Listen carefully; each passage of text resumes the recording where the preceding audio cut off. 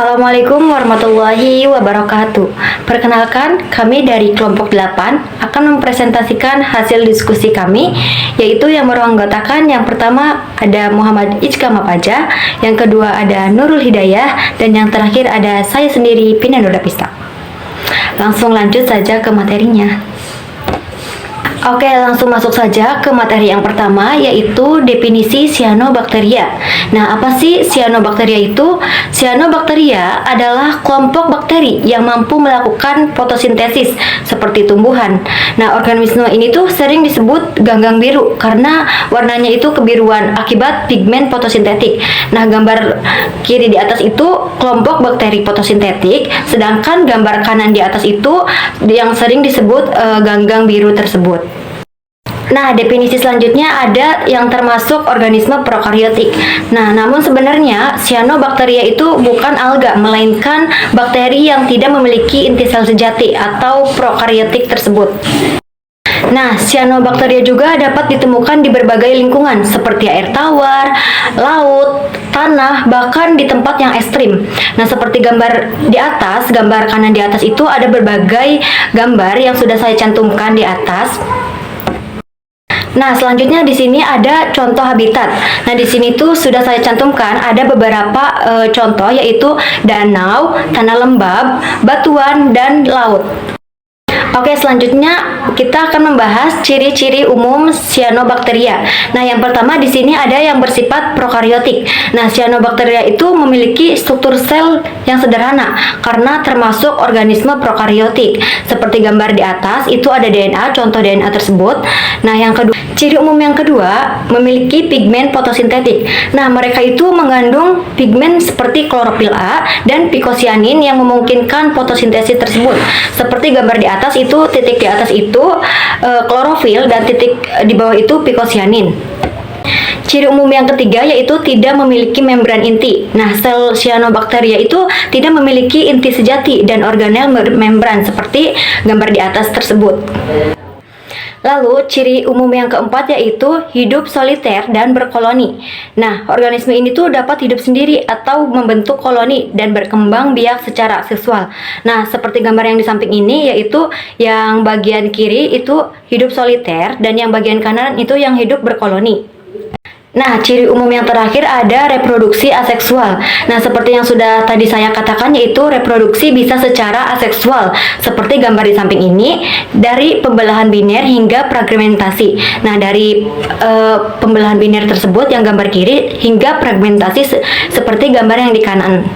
Baik, selanjutnya itu ada struktur sel dari cyanobacteria.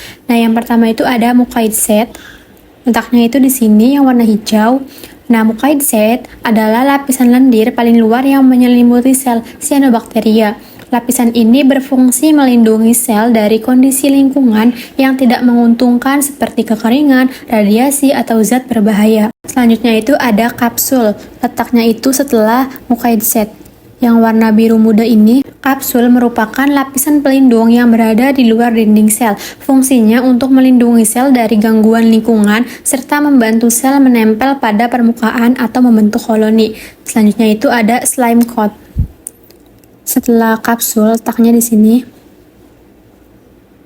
Slime coat adalah lapisan lendir yang membantu cyanobacteria bergerak perlahan di permukaan serta memberikan perlindungan tambahan terhadap kondisi lingkungan. Selanjutnya itu ada sel wall atau dinding sel. Dinding sel memberikan bentuk dan kekuatan pada sel cyanobacteria. Dinding sel ini tersusun dari lapisan peptidoglikan dan memiliki struktur yang mirip dengan bakteri gram negatif. Selanjutnya itu ada nukleoid atau DNA. Nah, letaknya itu ada di sini, yang ada untayan-untayannya. Nah, nukleolid adalah bagian yang mengandung materi genetik DNA. Pada cyanobacteria, DNA tidak dibungkus oleh membran inti karena termasuk organisme prokaryotik. Selanjutnya itu ada ribosom. Letaknya itu ada di sini. Ribosom merupakan tempat terjadinya sintesis protein. Protein yang dihasilkan digunakan untuk berbagai proses metabolisme sel. Selanjutnya itu ada karbosisom. Karbosisom itu letaknya ini, yang gede ini. Karbosisom adalah struktur mikro yang mengandung enzim penting untuk proses fotosintesis, khususnya itu dalam fiksasi karbon. Selanjutnya itu ada tilakoid, yang letaknya itu ada di sini. Tilakoid adalah sistem membran di dalam sel yang menjadi tempat berlangsungnya proses fotosintesis. Pada bagian ini terdapat pigmen fotosintetik yang menangkap energi cahaya. Dan selanjutnya itu ada picobilisom. Letaknya itu ada di sini. Picobilisom adalah kompleks pigmen yang terdapat pada tilakoid. Struktur ini berfungsi menangkap energi cahaya untuk proses fotosintesis dan memberi warna biru kehijauan pada cyanobacteria. Selanjutnya ada reproduksi cyanobacteria.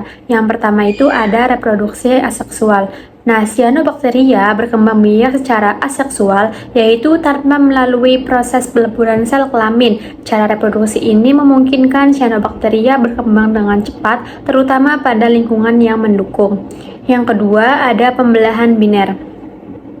Pembelahan biner adalah cara reproduksi yang paling umum pada cyanobacteria. Pada proses ini, satu sel induk membelah menjadi dua sel anak yang identik secara genetik. Proses ini berlangsung melalui tahap. Yang pertama ada replikasi DNA, yang kedua ada pemanjangan sel, yang ketiga ada pembentukan dinding pemisah, dan yang keempat ada terbentuknya dua sel baru. Yang ketiga itu ada fragmentasi atau hormogonium. Cara cyanobacteria yang terbentuk filamen rantai sel reproduksi dapat terjadi melalui fragmentasi. Filamen akan terputus menjadi beberapa bagian kecil yang disebut hormogonium. Kemudian masing-masing bagian akan tumbuh menjadi individu yang baru. Yang keempat ada pembentukan akinet. Nah, beberapa cyanobacteria membentuk akinet, yaitu sel berdinding tebal yang berfungsi sebagai bentuk dorman. Akinet terbentuk ketika kondisi lingkungan tidak menguntungkan, seperti kekeringan, suhu ekstrim, atau kekurangan nutrisi.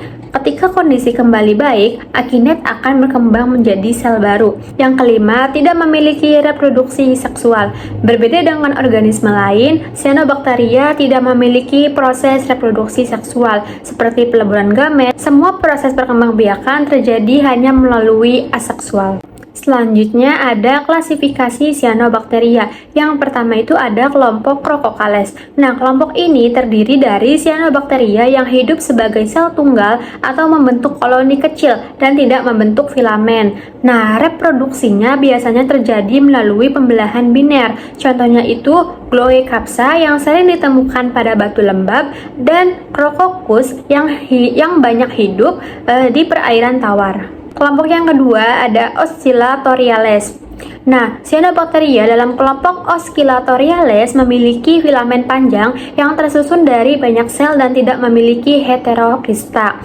Nah, beberapa jenis dapat bergerak perlahan seperti berayun saat dilihat dengan mikroskop. Contohnya itu Oscillatoria yang sering hidup di kolam atau danau, serta Limbia yang banyak ditemukan di perairan laut maupun air tawar. Kelompok yang ketiga ada Nostocales. Nah, kelompok Nostocales memiliki filamen yang tersusun dari banyak sel yang memiliki heterokista, yaitu sel khusus untuk mengikat nitrogen dan udara. Nah, contohnya itu Nostoc yang sering ditemukan di tanah yang lembab atau sawah, serta Anabaena yang dapat hidup di perairan dan bersimbiosis dengan tanaman air seperti Azolla. Kelompok yang keempat ada Stygonematales. Nah, kelompok Stygonematales memiliki filamen bercabang sehingga strukturnya itu lebih kompleks dibandingkan kelompok lain.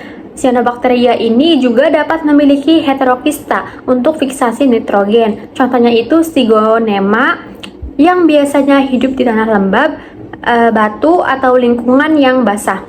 Selanjutnya yaitu ada contoh spesies dan peranannya dari cyanobacteria. Saya mengambil 4 contoh spesies dan peranannya itu. Yang pertama yaitu ada Nostoc, kedua yaitu ada Anabaena, yang ketiga yaitu ada Oscillatoria, dan yang keempat yaitu ada Gloeocapsa.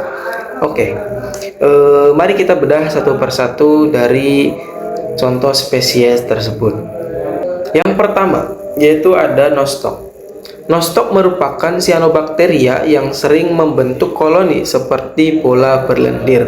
Organisme ini memiliki sel khusus yang disebut heterokista yang berfungsi untuk mengikat nitrogen dari udara. Karena kemampuannya, Nostoc ini berperan penting dalam meningkatkan kesuburan tanah dan sering ditemukan pada tanah yang lembab, sawah atau perairan. Kemudian yang kedua yaitu ada Anabaena. Anabaena ini merupakan cyanobacteria yang berbentuk rantai atau filamen yang terdiri dari sel-sel yang tersusun memanjang. Nah, organisme ini memiliki kemampuan fiksasi nitrogen melalui heterokista. Anabaena sering hidup bersimbiosis dengan tumbuhan air seperti azolla dan membantu menyediakan nitrogen bagi tumbuhan tersebut. Kemudian, yang ketiga yaitu ada Oscillatoria. Nah, Oscillatoria ini adalah cyanobacteria yang berbentuk filamen panjang dan dapat bergerak dengan cara berosilasi atau berayun. Organisme ini hidup di perairan tawar maupun laut dan berperan sebagai produsen dalam ekosistem karena mampu melakukan fotosintesis sehingga menjadi sumber makanan bagi organisme lain dalam rantai makanan. Kemudian yang keempat yaitu ada Gliochapsa. Gliochapsa merupakan cyanobacteria bersel tunggal yang biasanya hidup berkelompok. Nah, membentuk koloni kecil.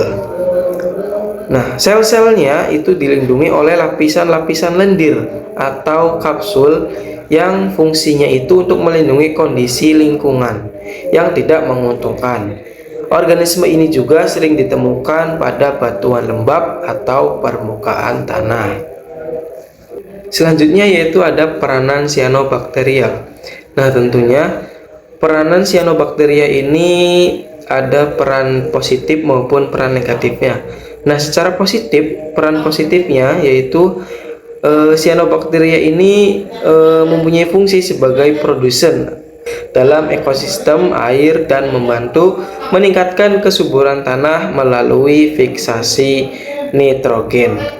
Adapun secara negatifnya, dalam kondisi tertentu cyanobacteria ini dapat berkembang sangat cepat atau bisa kita namakan itu blooming dan menghasilkan racun yang berbahaya bagi organisme lainnya. Oke, yang terakhir ada kesimpulan. Nah, cyanobacteria adalah bakteri fotosintetik atau ganggang biru. Nah, cyanobacteria ini bersifat prokariotik dan mampu melakukan fotosintesis. Cyanobacteria ini juga merupakan berperan penting sebagai produsen dalam fiksasi nitrogen. Nah, pertumbuhan ini lebih dapat menyebabkan blooming alga yang merugikan. Oke, cukup sekian presentasi dari kelompok kami. Kurang-kurangnya mohon maaf. Akhirul kata, wallahu muwaffiq ila aqwamit thoriq. Wassalamualaikum warahmatullahi wabarakatuh.